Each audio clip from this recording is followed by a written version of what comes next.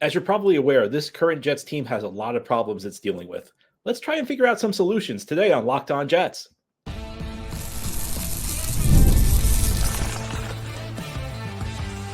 You are Locked On Jets, your daily New York Jets podcast.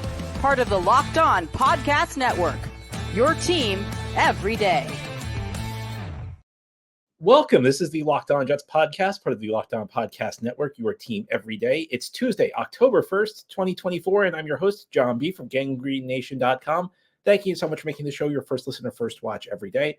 Subscribe to the show for free on YouTube or wherever you get your podcasts so you'll get new episodes as soon as they're posted. If you enjoy the show and are listening on the podcast source, please give it a 5-star review. And if you're watching on YouTube and enjoyed the show, give this episode a big thumbs up. It helps us out, helps other Jets fans find the podcast. Today's episode is brought to you by Gametime. Download the Gametime app, create an account, and use code LOCKEDONNFL for $20 off your first purchase.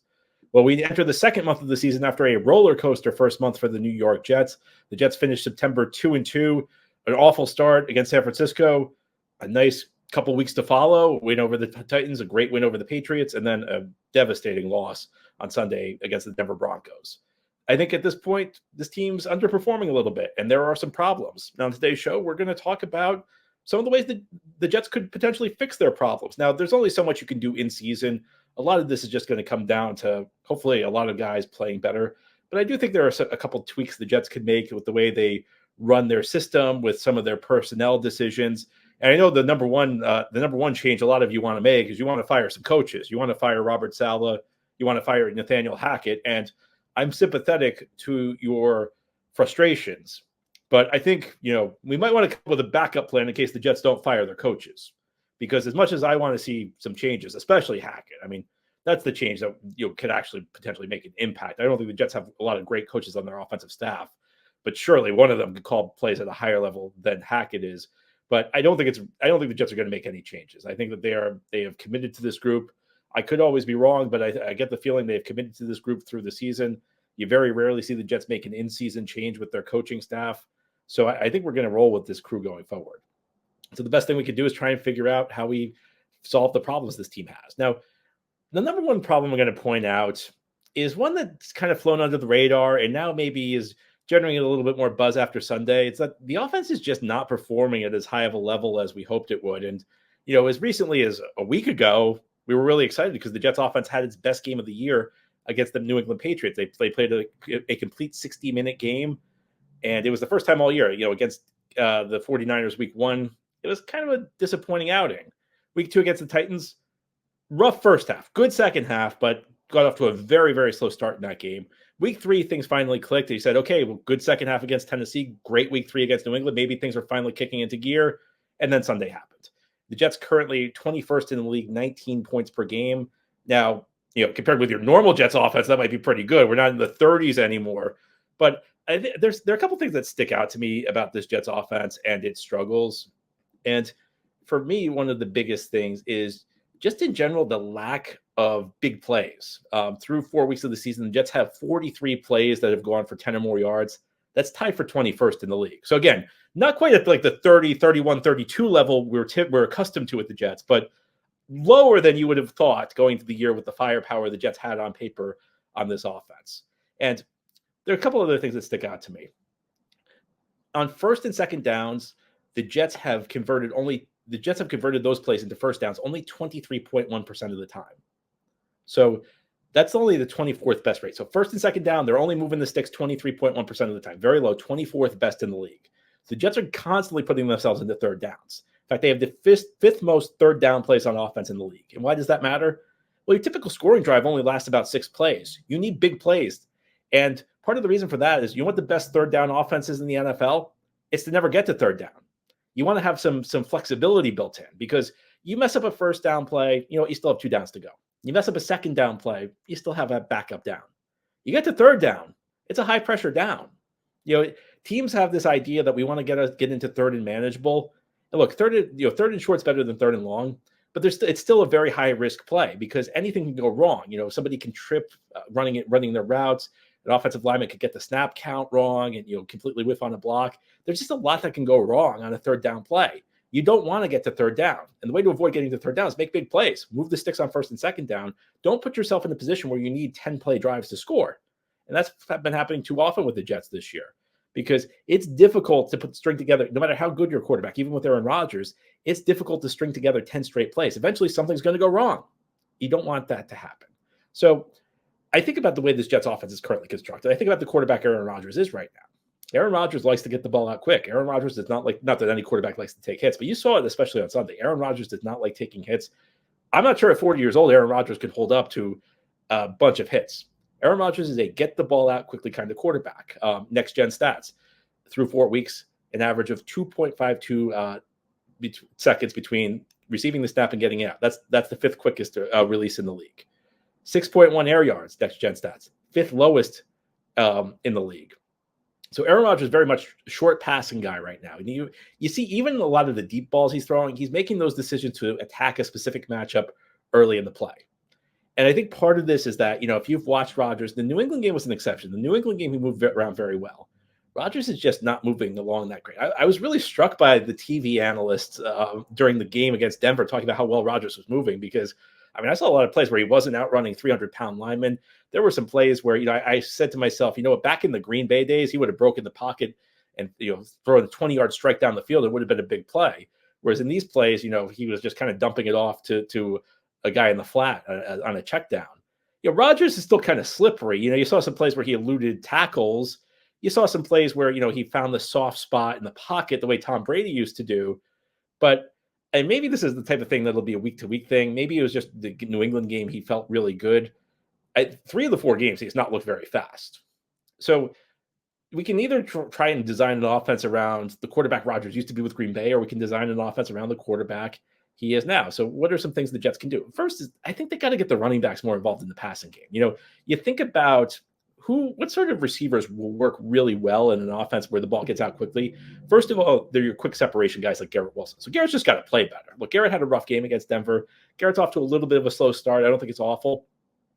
Garrett can get you quick separation. That's perfect for a Rodgers horizontal kind of offense. You want good, you run after the catch guys. Jets don't really have that. Mike Williams is more of the back shoulder kind of guy. Lazard, look, I'm going to be generous to Lazard right now and say his chemistry with Rodgers is helpful. I'll be generous to Lazard. I guess he's off to a better start than he was last year. So who are you good run after the catch guys? Well, one's Malachi Corley, who hasn't seen the field, and I've had very low expectations for Corley. We'll get to him in a minute. Use your running backs more. Braylon Allen has barely been targeted the last 2 weeks. And Braylon Allen right now is looking really talented as a back. And also use Breece as a receiver more. Breece is obviously off to a bit of a rough start himself, but he's flashed receiving skills. He was a big time. He added a lot in the passing game last year. He made that great catching for a touchdown against Tennessee week 2. I think the Jets need to make more of a focus of getting their running backs involved in the receiving game. Right now, Rodgers is throwing screens on 12.3% of snaps. That's 12th highest in the league. So that's above average. But for an offense where it's all about getting the ball out quickly, I think it should be higher. I think the Jets should really lean into the screen game. Focus on getting the ball to the backs in space, because those are the guys who can make plays after the catch. As I've said frequently over the last couple of weeks, once you catch the ball as a running back, you're running with the ball. It's the same thing. The blocking schemes are going to be a little different, but some plays, it's when you get the ball, whether it's a handoff or a catch, your job is to make it happen. And it's also the type of thing that can slow down a pass rush. Denver got home a lot in that game. Well, screens are a great weapon to utilize against the pass rush. I talked about it on Friday in my game preview. Jets should lean into the screen game with Breece and Braylon. I don't know that they did it as much as they should have in that game. And, I don't know how else Corley's going to translate to the NFL. I think that a lot of people pounding the table for him maybe have their expectations a little too high because he's a big project. But I don't see what the problem is of giving him one screen. Give him 1 or 2 screens a game and see what he can do with it. Maybe he can break something. With the offense, not as bad as the Jets' offenses have been in recent past, but still nowhere near as productive as you want it to be. Try and find ways to manufacture a few yards here. Try and manufacture a first round. Make Rodgers' job easier. I think Corley should at least get a shot, get a screen, and see what he can do with it. Maybe he can make something happen with it. So I think there are some things the Jets can do to help fix this offense, particularly as it pertains to the passing game. Now, here on the Locked On Jets podcast, we'll turn our attention to the defense. I think one unit is really underperforming, and maybe they're not underperforming as much as they just don't have as much talent as they did in the past, and they are struggling in one specific area. How do the Jets fix this run defense? We'll discuss it continuing here on this Tuesday edition of Locked On Jets. Today's episode of Locked On Jets is brought to you by FanDuel. NFL fans, you can start this season with a big return on FanDuel, America's #1 sportsbook. When you get a hunch in the middle of the game, you can check out the latest stats, view live play-by-play, and so much more on the same page where you place your bets. You'll get started with $200 in bonus bets guaranteed when you place your first $5 bet. Of course, the Jets are heading to London this week for a neutral site game. Technically, I think it's a Vikings home game, but it's really a neutral site game. The game's not in Minnesota. It's in the United Kingdom. Vikings currently 2.5-point favorites on FanDuel. Well, it's the perfect time to get in on the action. If you think the Jets are going to win this game, bounce back, a $5 bet gets you $200 in bonus bets guaranteed. Just visit FanDuel.com. Again, it's FanDuel.com, America's #1 sportsbook. Thank you so much for making Locked On Jets your first listener, first watch every day. Big shout out to you everydayers. This is a daily podcast covering the New York Jets. We have new episodes each day through the week, Monday through Friday. Today, we're going to try and come up with solutions for some of the problems the Jets have had on both sides of the ball in the early part of the season. Of course, the one solution a lot of fans want are coaching changes, but I don't think it's going to happen. So we're going to have to find other solutions. Defensive line. Jets made a lot of changes this offseason, and it's been very, very up and down through the first couple of weeks, especially against the run. And after that New England game where you were facing a team that was so one-dimensional, you did such a good job shutting down the run, there was reason for optimism. And then the Denver Broncos come to town. It's like we go back to square one. The Broncos running backs averaged 4.9 yards per carry in that game. In the second half, I mean, not that Denver's offense played spectacularly, but an offense that really had a very, very limited passing attack. That's a one-dimensional offense. And the Jets let the Broncos break a number of big runs on them. And if you watched what happened, the Jets really got pushed around up front. And that was the story week 1 against San Francisco, where Christian McCaffrey less 49ers team dominated the Jets. It was the story early in Tennessee against the Titans. So, look, the Jets have flashed the ability to stop the run. The second half of the game against the Titans, they did a much better job. That game against New England, they did. But in 4 weeks, twice you've had running backs run for 4.9 yards per carry or more against you. I think that's an alarming sign. I think especially the way the defensive line's been pushed around, because even when the Jets have stopped the run effectively, it's not been because of great defensive line play. It's because Quincy Williams has been playing phenomenal football. And some of the other linebackers, Chaz Surratt, Jamie and Sherwood, have both had big games in the absence of C.J. Mosley. So this defensive line is an issue. And I can, like in the first segment, we talked about some of the things the Jets can do on offense to make things better. To an extent, you can scheme things up on offense. And there are certain things you can do on defense to scheme things up. Now, the Jets did not have a big pass rush day at all against Denver. I don't know if it made a difference. I mean, I think the Jets may have just seen that Bo Nix could not throw the ball. And maybe the strategy was just let Bo Nix throw the ball because maybe he'll make a big mistake. Other than that, maybe they didn't blitz because they just didn't want to leave their guys one-on-one. They wanted to have somebody deep at all times in case Nix completed the pass, under the theory that you're like, Nix, if you allow Nix to complete a pass and somebody misses a tackle when you're zero blitzing, then it's a touchdown. Whereas if you keep guys back and the odd time Nix completes a pass, he'll need to complete 2 or 3, which he was clearly not capable of doing. So maybe it was a conservative approach. Jets blitzed far less. It was, they went from being a heavy blitz team against New England, where the Patriots really also were another team without much of a passing threat. They were down to 10, 11, 12% blitz rate against Denver. But to deal with the pass rush, if the pass rush is an issue, the Jets can blitz more.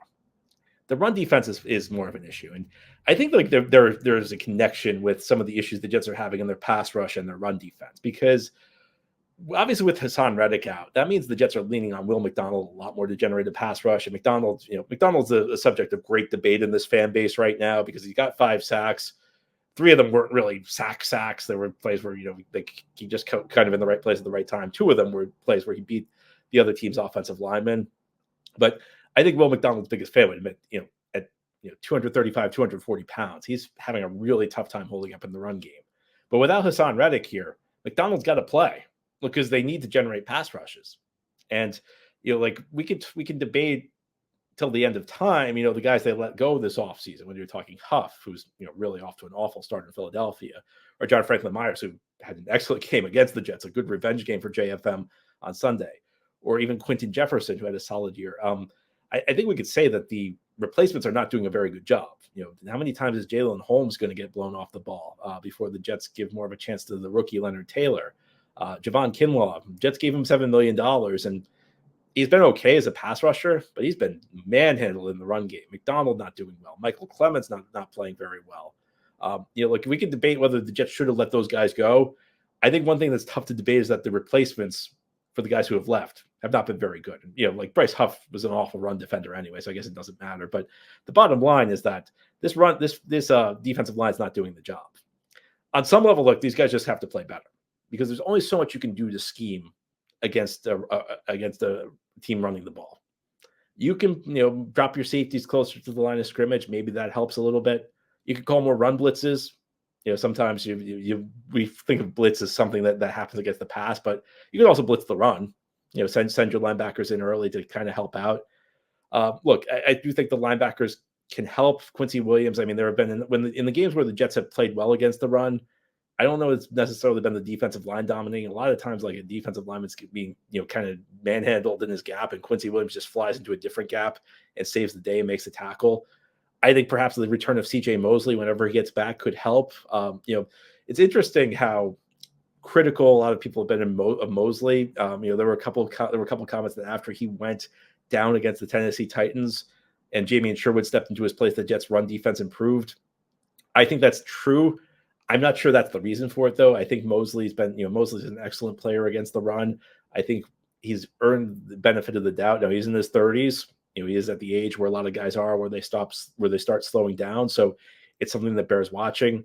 Maybe Mosley can help us out a little bit when he's back in the lineup. Because look, one thing you can say about C.J. Mosley through his career is he's been an excellent run defender.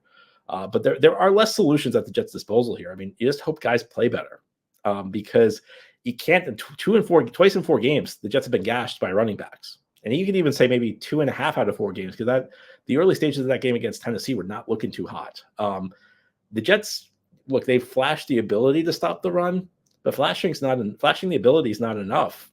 Jets need to be a more consistent team against the run. And look, I've always said this. I'd rather look. Passing is much more correlated to winning in the NFL than running is, and stopping the pass is much more correlated to winning than stopping the run is. And look, the Jets were not a great run defense last year, but there's a difference between being where the Jets were last year and what we've got in the first 4 weeks of the season. Last year, what we got, it wasn't great, but it was good enough. This year is not good enough. This year, guys have to step up. The Jets need to start getting better play from their interior linemen. And, I think Quinnen Williams is off to a slow start this year. I have full faith Quinnen's going to recover based on the player he's been the last 2 years. I think he will revert to that form. Again, Mosley stepping up. Quincy Williams having an outstanding season.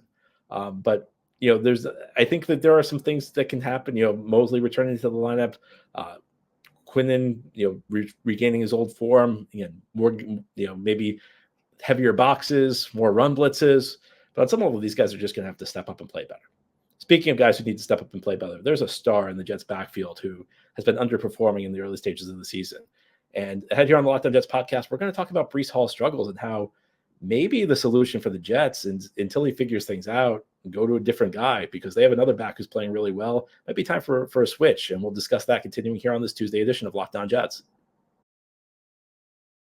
Today's episode of Locked On Jets is brought to you by Gametime. Gametime has a new feature called Gametime Picks that makes getting tickets for your favorite live event even easier. Gametime Picks filters out the fluff to show you only incredible deals on great seats, so you don't have to waste time searching through thousands of tickets. I use Gametime myself. Gametime's a great place to get last-minute tickets. I've used it on multiple occasions, just a couple hours before an event I wanted to go to. And it was kind of like a last-minute decision. I didn't really have a lot going on, so I was just like, let me check out what's on Gametime, and found great deals to sporting events, to theater, you name it, you can find it on Gametime. And my favorite part about Gametime is they give you a picture of the view from your seat before you arrive, so you know what you're getting into. There's no surprise, there's no obstructed views, there's no poles in your way that you weren't expecting. It's available on Gametime. Take the guesswork out of buying tickets with Gametime. Download the Gametime app, create an account, and use code LOCKEDONNFL for $20 off your first purchase. Terms apply. Again, create an account and redeem code LOCKEDONNFL. It's one word with no space, LOCKEDONNFL for $20 off. Download Gametime today. What time is it? Gametime. This is the Locked On Jets podcast here on this Tuesday. We're trying to figure out some solutions for some problems the New York Jets have had through the first 4 weeks of the season. Let's turn our attention now back to the offensive side of the ball. We talked a little bit about the passing game in the first segment. There's something that really stands out, though, about the Jets running game right now. And I hate to say it because It involves a player that I've been a huge fan of over the last 2+ seasons. And, you can go back and listen to what I said during the 2022 NFL draft. I was very excited when the Jets traded up for Breece Hall, which is not normal for me because usually I do not love trade ups. I do not love taking running backs in the early part of the draft, but Breece Hall was such a phenomenal prospect that I made an exception for him. And I've been doing nothing but praise Breece Hall the last couple of years when he has bad games. I don't want to say I make excuses for him, but I viewed a lot of when he's had struggles, I viewed some of it's not his fault. And when he's had big games, I mean, he's been a huge playmaker for this New York Jets team. But I think it's indisputable right now. Breece Hall's in a slump. And what he did on Sunday, that was the worst game of his career. Multiple false starts, a big drop in the fourth quarter, but just ineffective running. 4 yards on 10 carries. And through 4 games, Breece Hall has 174 yards on 56 carries. That's a 3.1 average. Now, you can blame the blocking. And look, on Sunday in particular, the Jets had a lot of issues up front. They did not do a good job there. But beyond the same offensive line, rookie running back Braylon Allen has 130 yards on 27 carries. So, you can do the math there.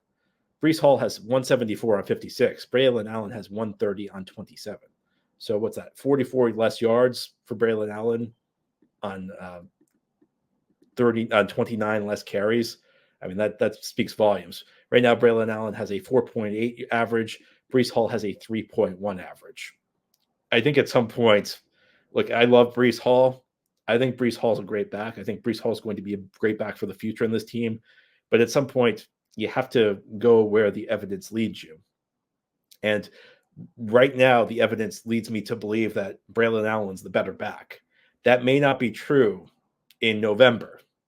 It probably won't be true in November. May not be true, next year. Probably won't be true next year. I'm a big Breece Hall fan. But right now, he's in a slump. And when you're in a slump, you sometimes make playing time changes. Braylon Allen's the more effective back right now. And of course, look, Breece is going to see plenty of carries. Look, Braylon Allen's got 27 carries through the first 4 games. That's a healthy share for a number 2 back. The Jets can keep Breece as the number 2 back right now, but until he starts breaking some big runs, because that's what Breece does. Breece is a home run hitter, and we go back to the first segment talking about the Jets struggling to make big plays. I think a lot of that goes back to Breece not being able to hit the home runs. That's what he does. He's the home run hitter on offense, and he hasn't been able to get anything going. And on some level, again, it's not all his fault, but I think you have to look at his style and compare it to Braylon Allen's. Is that when Breece gets hit in the backfield, it's pretty much the play's pretty much over. Allen's a really hard charging back. He goes forward. When he leans forward, he's at least going to get you something. He's probably going to get you a positive play. And if the run blocking is struggling, Breece is more of a slasher. He's more of a guy who reads his blocks and finds the hole and then hits it. Whereas Allen's more of kind of just a straight ahead kind of back. And maybe for this Jets offensive line, the way it's playing right now, as these new pieces start to work together, as these new pieces get going, maybe Braylon Allen is the type of back you need. And that's especially true, on the goal line. And look, I'm going to try and avoid a Solomon Thomas fullback pass rant today. But, let's talk about the 2 plays that happened before the infamous Solomon Thomas pass play on the goal line. Those are 2 handoffs to Breece. And again, Breece is a big back. I think he's a tougher runner than people give him credit for being. I think has more ability to make people miss. I think he has more ability to run through arm tackles than people give him credit for. But at the same time, that's an area Braylon Allen is better. I don't think there's any question about it. I think if the Jets had given the ball to Braylon Allen twice in that sequence, I think there's a good chance they would have scored a touchdown there. So especially in those short yardage situations, I mean, didn't the Jets draft this power back because Breece had struggles in short yardage situations last year? Wasn't that am I making that up? So I think right now Braylon Allen should be the number 1 back. Let Breece, figure it out. He's still going to get his carries, but there's too often the Jets are calling, and this goes back to Hackett's play calling. Too often they're calling these first down run plays, getting stuffed, and then putting themselves behind the sticks. This goes back to what we were talking in the first segment, how the Jets were constantly getting themselves in these third down situations, which you have to avoid. And Braylon Allen, I've said this a lot about these Jets backs. Breece is a tougher runner than people give him credit for. Braylon Allen's got more ability to make big plays that people give him credit for. He's not just some plodding back. He's not just some big guy. All he does is lower his shoulder. He's got a second gear, and he's, you get him into space. He can make a guy miss. He can, he can throw a move on a guy. And when Braylon Allen throws a move on a guy, it can create a big play, because when Braylon Allen throws a move on a guy, the other guy's got to try and make an arm tackle because he gets into a bad position. And you're not going to arm tackle Braylon Allen. I'm not saying that this is a permanent solution, but one of the benefits of having a back as talented as Braylon Allen is that when your number one guy, when your Breece Hall, gets into a little bit of a bad streak, you can lean on Braylon a little bit more. And I think that's something the Jets need to look at right now, because this offense, I think that in many ways, this Jets offense is benefiting from what we've seen the last 5-10 years, because I think a lot of Jets fans are looking at this offense saying, hey, this looks pretty good, because you're comparing it to the Zach Wilson offenses and the Sam Darnold offenses and the Josh McCown offenses. But if the Jets are going to be a good team this year, they got to be better than the way they're performing right now. This is still a below average offense. And it goes beyond what we saw on Sunday. This offense is not clicking at a high level at this point. And there are other things that need to happen. Of course, coaching plays into that quite a bit. But I still think there are some tweaks the Jets can make. We're talking about personnel. We talk about some of the styles of plays that they run that can get this offense. They're not going to fix all the problems, but they can at least get this offense executing at a higher level. Anyway, that's all for today's episode. This has been the Locked On Jets podcast, part of the Locked On Podcast Network. Your team every day is our motto. If you enjoy the show, hit the subscribe button where you're watching or listening so that you'll never miss an episode. If you enjoy the show and are listening on a podcast source, please a 5-star review. If you're watching on YouTube and enjoy the show, please give this episode a big thumbs up. It helps us out, helps other Jets fans find the podcast. Enjoy your Tuesday, everybody, and please send in your mailbag questions. Tomorrow we'll do our weekly mailbag show. Can't wait to chat with you then.